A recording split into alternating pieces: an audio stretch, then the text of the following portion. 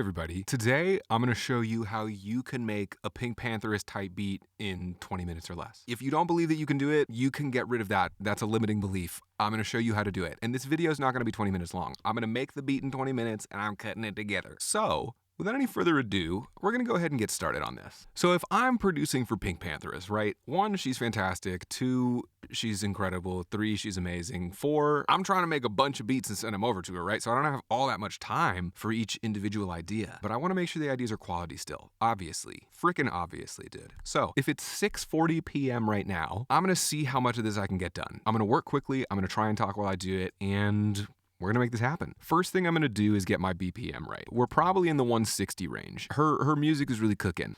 The boy's a liar, boy's a liar, thinking of me, boy. That might be a little fast. So we're gonna bring it down to like 155. I'm giving you sauce right here, bro. First thing I'm gonna do now that I have my BPM set, I'm just dragging a drum rack on here. I want a very simple kit. Kick drum. What about a snare drum?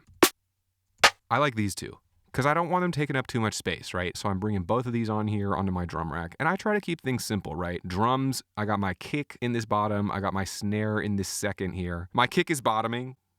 Happy Pride. Now I am gonna get a hi-hat. Basics of a drum kit, right? Okay, we're gonna get a couple of these on here. I'm just gonna draw a drum pattern in. You can play it if you wanna do that. I'm trying to do this fast, which means I don't wanna spend 15 minutes trying to play the drum pattern correctly. First up, I'm giving myself 2 bars. We're gonna have kick on beat 1 and the and of 3, and then the last 16th note. Sure, let's see. I'm gonna put my snare 2 and 4. This sound I want on the and of every beat. Yeah, I want even less kick drum. So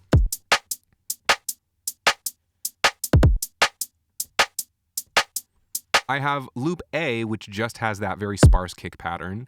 Loop B, I'm gonna bring some more hi-hats in. I'm gonna have this sample on each beat.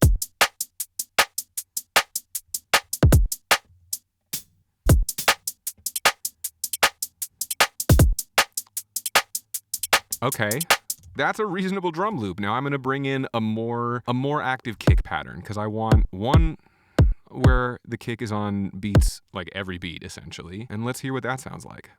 The boy's a liar, the boy's a liar, not thinking of me, boy. I promise I'm a good singer. What I'm gonna do to punch that up a little bit is I'm gonna give myself like a hi-hat loop. All of these are at different tempos, different tempi, excuse me. I did study classical music in college. All that means is that Ableton is gonna have to do some magic for me here. Let's hear what this sounds like.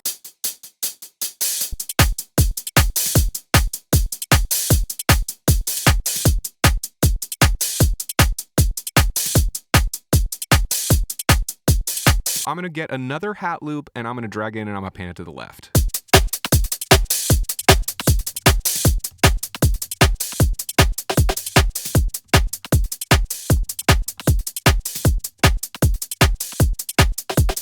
Seven minutes and I got drums. Okay, that means I have 13 minutes to get a pad in. I'm duplicating, I'm renaming this bass. I'm duplicating, I'm renaming lead, and I'm duplicating and I'm renaming strings.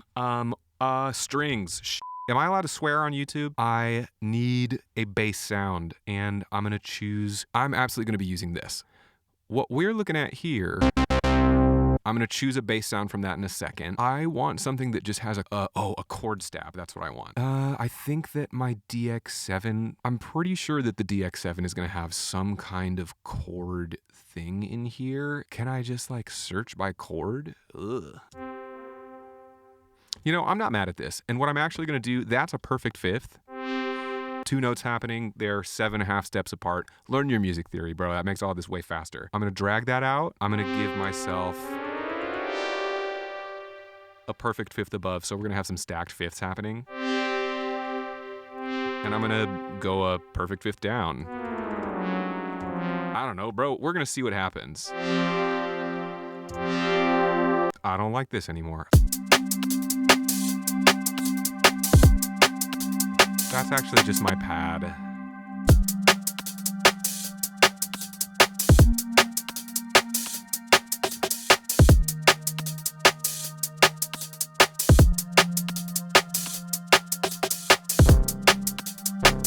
I kind of like that.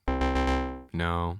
This is not far off. Just because I am working quick. I have 7 minutes left. Okay, so we're getting the bass line in here, and I want to have you come with me. Come with me. Okay, now. Okay, here we go. Let's see what this sounds like.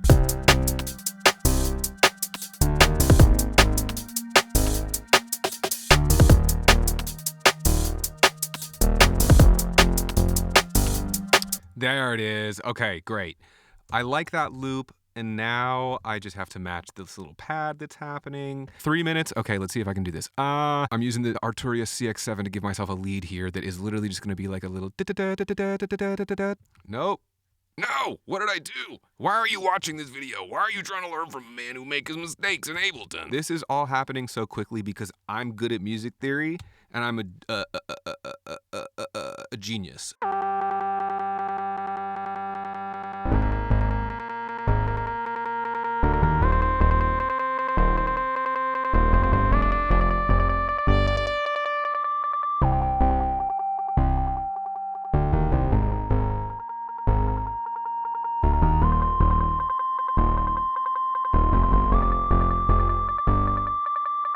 I have 1 minute to get some strings on here. I'm going into my important opera recordings folder. I'm going to string loops. I'm going to, no.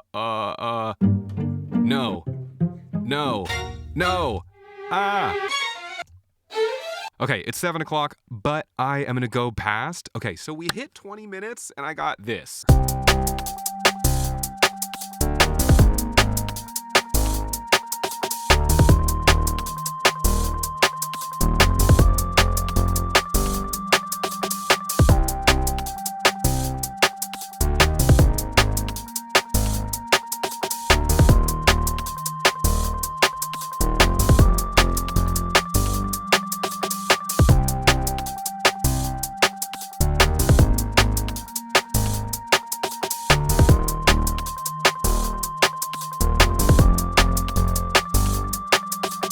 Yeah, dog. I mean, we're not done, but in 20 minutes. So if you're sitting down and your goal is, I want to make a track, I think it really helps to give yourself a time limit and specific goals of what you're trying to accomplish within that time limit, right? So we had our time limit of 20 minutes and our goal was we're going to get some drums down. We're going to get some drums down. We're going to get a pad happening.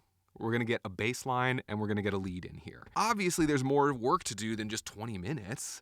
But if you can get this done in 20 minutes, imagine what you could do in an hour. You can absolutely do this, bro. I'm just a man. I'm no more powerful than, well, I mean, that's a lie. I'm really powerful. You should all be afraid of me. I hope you learned something, and I hope you feel inspired to make something today, dude. Get after it. You got this. The world needs more art in it. Okay, so I spent a little bit more time on this. All I did was arrange. I changed up this lead because it was a little too busy for my liking. I added in a melody. I arranged what I have a little bit, and I added some risers in just to give some structure to it. Also, I added the RC20 Retro Color by XLN Audio. Shout out to Peter, the nicest and coldest one in the game. This I put on all my synthesizers, bass, keys, pad, whatever, just because I want to glue it all together a little bit. Speaking of glue, I added this compressor. I've sidechained all of my synthesizers to the kick drum, so we're getting a little bit of that pumping effect. And I also have master plan on my master. And here's what I made in a little bit more than 20 minutes.